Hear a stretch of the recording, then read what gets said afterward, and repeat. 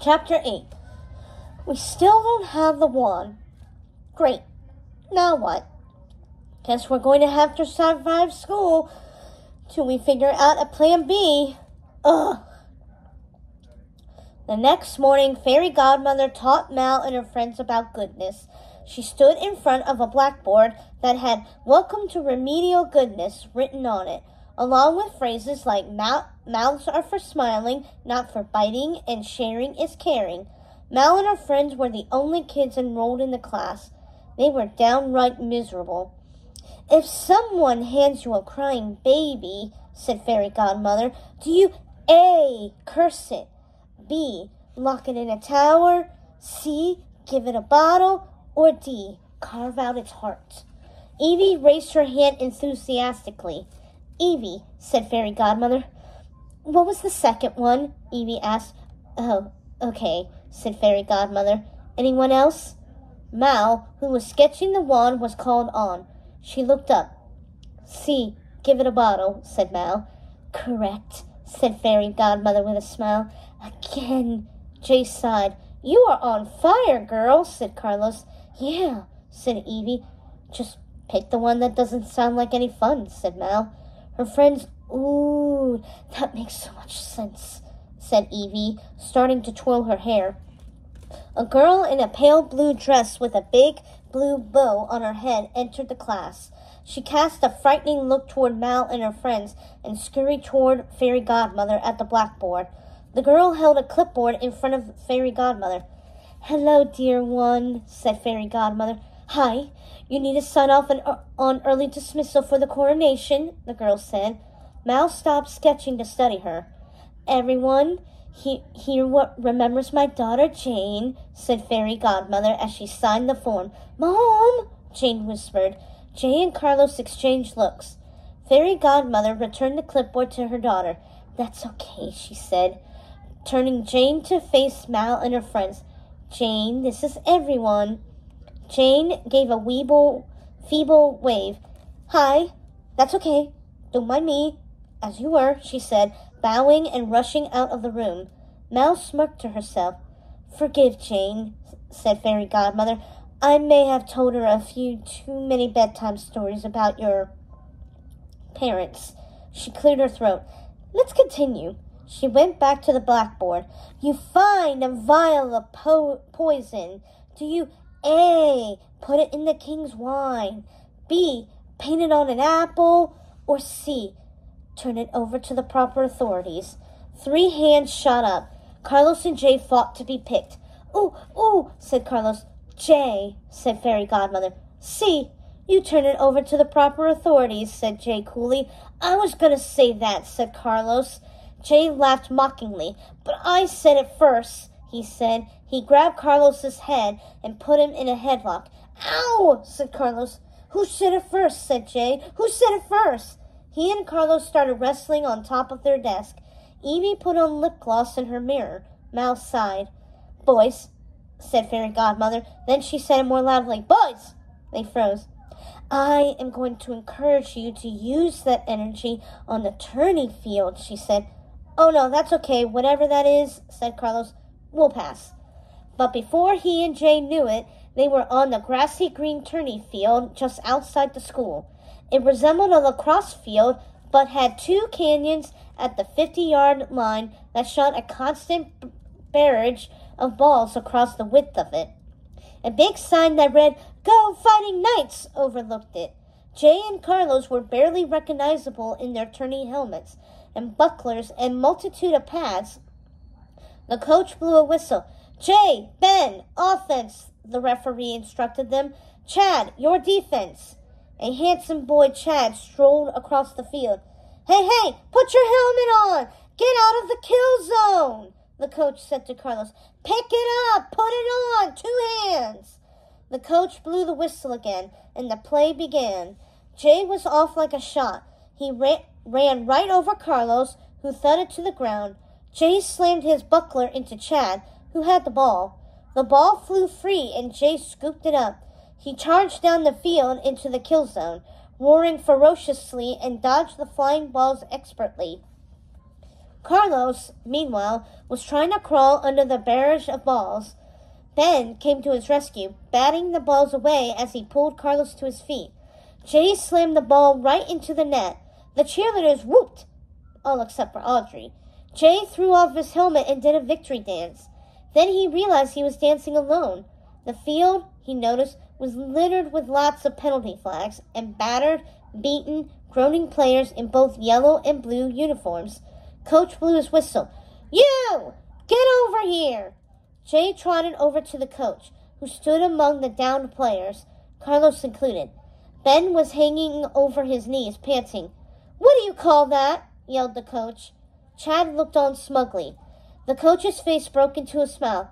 "I call that raw talent. Come find me later. I'll show you something you haven't seen before. It's called a rule book." He chuckled and patted Jay on the shoulder. "Welcome to the team, son." He looked at Carlos and said, "You ever thought about band?" Carlos tittered weakly, and Jay laughed. "I'll work with him, coach," said Ben. "All right," said the coach. "Let's run that again." He blew his whistle, and the players moved to resume their position on the field. Jay grinned and spun around to find Chad glaring at him with his chin and nose stuck up in a rude, snobby way. Jay squinted at Chad and walked past him, bumping him hard. Once Jay had passed by, Chad rubbed his arm. Mal and Evie parted ways at Mal's locker, which had Evil Live sprayed painted on it. A little something Mal did to make herself feel more at home. Mal dug around in her locker. She heard loud, obnoxious laughter and looked up to see Audrey and Chad. Audrey wore pink sunglasses and a pale pink sweater. Chad wore his leather jacket. Ben appeared behind them in a smart-looking jacket. "Those kids are trouble," Chad told Ben, pointing to Mal. Audrey nodded, shooting Mal a particularly nasty look. Mal turned away and tried to ignore them. "Come on, Chad," said Ben. "Give them a chance." Audrey took Ben's hands in hers. "Ugh, no offense, Benny Bear. You're just too trusting," she said with a big smile. "Look, I know your mom fell in love with a big, nasty beast who turned out to be a prince, but in my mom's story, the evil fairy was just the evil fairy." She nodded at Mom. "That girl's mother," she whispered. "I think you're wrong about them," said Ben. Audrey sighed, then let him go and walked off. Ben approached Mal as she shut her locker. "Hey," he said with a coy smile. "Hey," she said, squinting at him. "How's your first day?" he asked. "Super," she said smugly. "You should really think about taking this talent off the locker and into art class," Ben said. "I could sign you up. What do you think?" He gave her a long, intense look. Mal spied Jane passing by. "Way to take all the fun out of it," said Mal. She shot Ben a flirty smile, spun around with her spell book under her arm, and followed Jane into the bathroom, remembering the reason she was in Oridon in the first place, the wand. What better way to get close to it than through Jane? Jane was alone in the bathroom mirror, looking at her short, straight brown bob. When she saw Mal enter, her eyes grew wide. She froze and then spun around.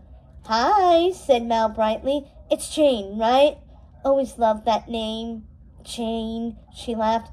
"That's cool," said Jane, breaking her stare and making a beeline for the door. Mal obstructed her way. "Don't go!" Jane froze. "I guess I was just kind of hoping to make a friend," said Mal, putting on her most vulnerable voice. "You probably have all the friends you need, though, huh?" "Hardly," said Jane. Mal made herself sound surprised. "Really? I mean, with your mom being fairy godmother and headmistress, not to mention your own, She looked Jane up and down. "Personality," she giggled kindly. "I'd rather be pretty," said Jane. "You've got great hair." Mal stroked her purple locks. "You know what? I have just the thing for that." She lifted her spell book and turned through the pages. "It's right here." She read from the page. "Beware, forswear, replace the old with brand new hair."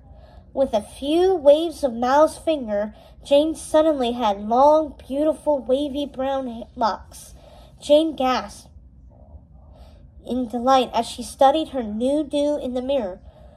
Wow, you almost don't notice your other features anymore, said Mal. To my nose, said Jane, turning to face her with a huge smile on her face. Oh, I can't. I wish I could, said Mal. I've been practicing, but, I can't do really big magic. Not like your mom, with her wand. I mean, one swoosh from that thing and you could probably have whatever features you wanted. Jane frowned. She doesn't use the wand anymore. She believes the real magic is in books, and not the spell books, regular books with history and stuff. Mal laughed. What a rip, she said. She used magic on Cinderella, who wasn't even her real daughter. Doesn't she love you? Of course she does. It's just, tough love, said Jane. Work on the inside, not the outside, that sort of thing. She trailed off, looking sad. That's the face, said Mal, pointing at Jane's sad expression. Yeah, and then just look at it as if your heart is about to break. She pouted her lips and altered her voice to sound more like Jane. Oh, Mother, I just don't understand why you can't make me beautiful, too. Her face broke into a grin. Think it would work? Asked Jane, blinking and smiling. Yeah, that's what old Cindy did, and your mother bibbidi-bobbidi the living daylights out of her, said Mal. Jane laughed. Mal's eyes flashed. And hey, if your mom decides to break out the old wand, invite me. I just think it would be so inspirational. Jane smiled. If I can convince Mom, you're so there. Yay, said Mal, clapping. Jane took her purse and left the bathroom. Bye, she said. Mal smiled, pleased with herself. Bye, she said.